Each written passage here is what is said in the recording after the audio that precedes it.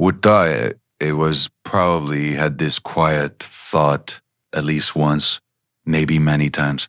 If I just explain myself better, if I just stay patient, if I just love them a little more, maybe they'll finally choose me.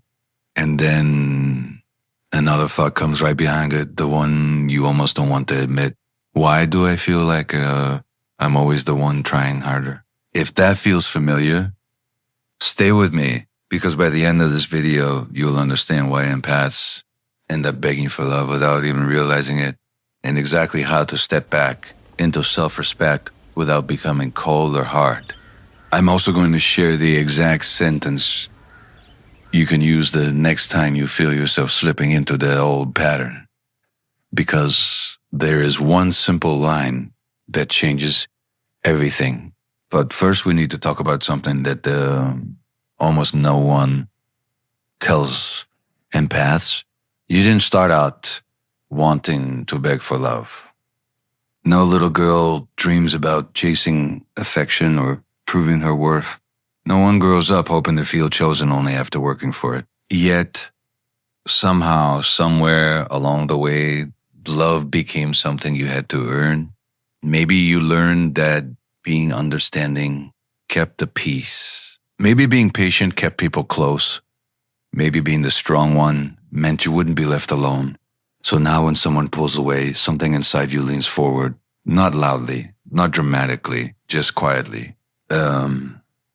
You send a thoughtful message, you check in again, you soften your tone, you explain yourself one more time. And on the outside, it looks like kindness, but inside your nervous system, it feels like survival. And here's the part no one tells you. Begging for love rarely looks like begging. It looks like over-explaining. It looks like waiting. It looks like understanding someone who keeps hurting. It looks like understanding someone who keeps hurting you. It looks like giving people one more chance when your body already knows the truth. You might recognize this moment. You send a message, you see that they read it, and then nothing. Hours pass, maybe a day, and me a day. And you tell yourself you're fine. You tell yourself they're just busy. You tell yourself you understand, but your chest feels tight. Your mind keeps checking. Your body stays alert like something important is at stake. Because in that moment, your nervous system isn't reacting to a late reply. It's reacting to the possibility of disconnection. And empaths feel disconnection deeply. But listen closely, because this is where things shift. The pain you feel in those moments is not weakness. It's sensitivity mixed with history. Somewhere along the way, love and uncertainty got tangled together. Care and anxiety became neighbors. Closeness and effort became the same thing. So now calm love can actually feel unfamiliar, and here's the part that surprises most people. When someone gives steady, easy affection, many empaths feel strangely unsettled, no guessing, no proving, no chasing, just presence, and part of you relaxes, but another part whispers, is this real? Because effort has always been your proof of love. And this leads us to the first hidden loop that keeps you stuck. You keep trying harder, not because you're needy, but because your nervous system learned that effort prevents loss. So when someone pulls away, your system says, move closer, explain more, fix it faster, hold on tighter. Even when it hurts, even when you already know something is wrong, even when a quiet voice inside you is saying this shouldn't feel like this. And here's the part that really matters. Self-respect does not begin when the other person changes. It begins the moment you stop negotiating with your own discomfort. Most empaths think self-respect means becoming distant or tough, but real self-respect is quieter than that. It sounds like this. I care about you, but I'm not going to chase this connection. And if that sentence makes your stomach tighten a little, that's not failure. That's the edge of growth. Because the truth is, choosing self-respect often feels uncomfortable at first. Not because it's wrong, but because it's new. Let me show you something simple. Imagine two different versions of you. In the first version, someone you care about becomes distant. You feel the shift immediately. You send a message, then another. Then you try to sound casual. Then you wonder if you said something wrong. Your mind starts building explanations. Your body stays tense. Sleep feels lighter. Food tastes dull. Everything inside you is waiting for reassurance. Now imagine a second version. The same distance happens, you notice a feeling in your chest. You notice the urge to fix it. But instead of reacting immediately, you pause. You let the feeling exist without turning it into action. And that pause feels almost unbearable at first.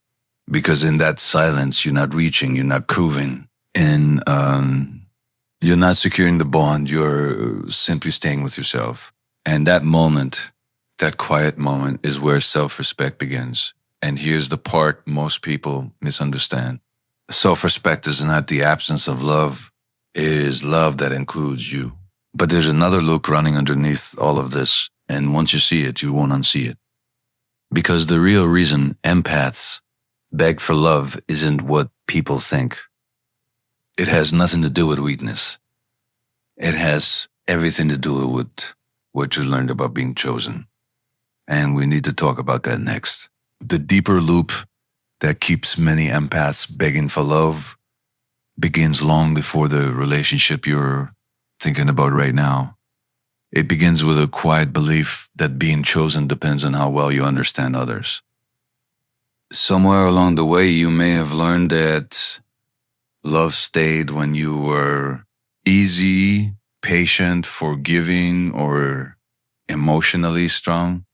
So now when someone pulls away or becomes inconsistent, a part of you tries to earn your place again, not consciously, not dramatically, just subtly, almost automatically.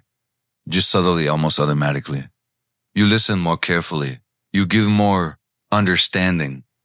You make more room for their struggles than your own. And here's the part no one tells you. The more you abandon yourself to keep love, the less safe your body begins to feel. The less safe your body begins to feel inside the relationship.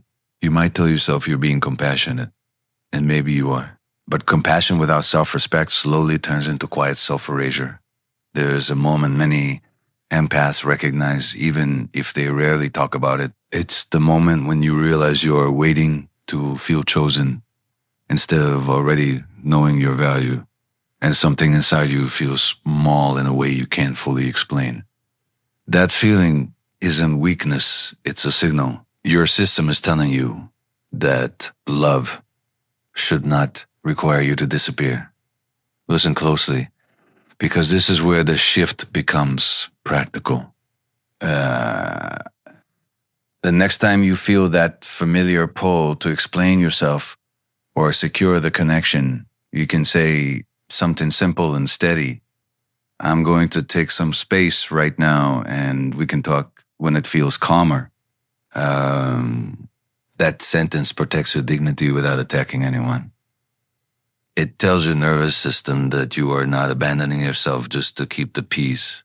At first, it may feel unnatural, almost like you're doing something wrong, but that discomfort is often the sound of an old pattern loosening.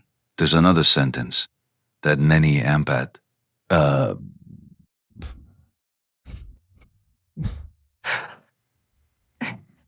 and has find surprisingly hard to say, even though it's gentle and honest. You might say, I care about this connection, but I need consistency to feel safe here. Notice how different that feels from explaining and apologizing. You're not demanding. You're not chasing. You're simply telling the truth about what you need. And when you speak that truth, something inside your body begins to settle, even if the other person doesn't respond the way you hoped. And sometimes the strongest sentence is the quietest one. Sometimes self-respect sounds like this. I'm not comfortable with this, so I'm going to step back for now. No long explanation, no emotional performance, just clarity. Because here is the shift that changes everything. Self-respect is not proven by how long you stay. It's revealed by how honestly you listen to yourself. Right now, I want you to pause internally for a moment and gently ask yourself a few things. When I feel anxious in a relationship, do I move closer or do I listen to what my body is telling me? When someone pulls away, do I become more understanding than honest? Do I feel calm when I'm with this person or mostly uncertain? And if nothing changed in this relationship, would I feel peaceful staying exactly as things are? Many empaths discover something important when they sit with those questions. The answers are often already inside them, but they've been drowned out by the urge to preserve the connection. And here's the part that changes your nervous system more than anything else. Self-respect grows in small moments, not dramatic decisions that grows when you wait before responding. It grows when you notice your feelings without dismissing them. It grows when you stop explaining your needs as if they require permission. There is a simple reset you can practice today, something that takes about a minute but can interrupt the old pattern before it takes over. When you notice the urge to chase or fix or secure reassurance, sit back slightly wherever you are and let both of your feet rest firmly on the ground. Take a slow breath in through your nose for about 4 seconds and then let it out gently through your mouth. As you breathe out, allow your shoulders to drop just a little. Do that again. One more slow breath in and a longer breath out. Then quietly say inside yourself, I am allowed to stay with myself. Feel the weight of your body supported beneath you while you say those words. This small reset tells your nervous system that connection does not require urgency. It reminds your body that you can want love without abandoning yourself to get it. At first, this will feel unfamiliar. You might still feel the pull to reach out or explain or smooth things over. That doesn't mean you're failing. It means you're learning a new way of relating. And here's something deeply important to understand. Choosing self-respect does not mean you will lose love. It means the love that remains will be able to breathe. Because the truth is, empaths don't need to beg for love. The deepest part of you has always known that. The part of you that feels pain so strongly is the same part that recognizes what real care feels like. Self-respect simply clears the noise so you can hear that inner knowing again. And slowly, something unexpected happens. The anxiety that once pushed you forward begins to soften. The constant analyzing becomes quieter. You stop measuring your worth through someone else's attention. You begin to notice who shows up without being chased. You begin to feel the difference between effort and mutual care. For the first time in a long while, love starts to feel steadier inside your own chest. You don't have to become someone else to live this way. You don't have to harden your heart or stop being empathy. Tick. You only have to include yourself in the care you so freely give to others, because self-respect is not a wall between you and love. It's the ground that love stands on. One day you may notice something quietly powerful. Do you no longer feel the need to convince someone to stay? You no longer feel responsible for keeping the connection alive on your own. You no longer confuse intensity with devotion. You simply meet people where they meet you. That is the moment when begging for love turns into choosing yourself. And when you choose yourself, love stops feeling like something you have to hold together. It starts feeling like something that can finally hold you. In the next video, we'll talk about why empaths feel guilty for having boundaries and how to keep your heart open without letting yourself be drained.